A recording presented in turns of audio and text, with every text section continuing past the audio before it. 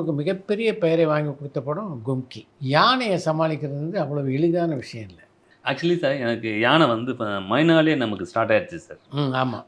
அந்த போனேன்னு பெரிய சேலஞ்ச் என்ன சார், இப்போ நம்ம காட்டு நம்ம கும்கி யானைன்னா இது கயிறு போட்டிருக்கோம். நம்ம ஏறி உட்காரும்போது அந்த கயிறுக்குள்ளே கால் விட்டுருக்கலாம்.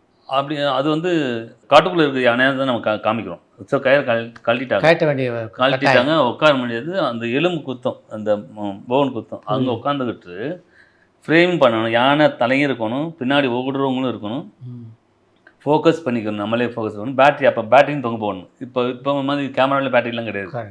ஸோ இவ்வளோ பண்ணிவிட்டு யானை ஓடும், பள்ளத்தில் ஓடும் இப்படி. ஸோ அப்பப்போ விழுந்துட்டுனா முடிஞ்சிச்சு சார். அதோட அதுக்கப்புறம் திரும்பி பார்க்க முடியாது. அந்த மாதிரி சுச்சுவேஷனில் மைனாவே ஸ்டார்ட் ஆயிடுச்சு. அதோட அனுபவம் வந்து கும்கியில் என்னென்னா, அது ஒரு குழந்தை தான் சார். குழந்தைன்னு உச்சம் யானை. அவ்வளோ ஃப்ரெண்ட்லியாக இருக்கும் சார்.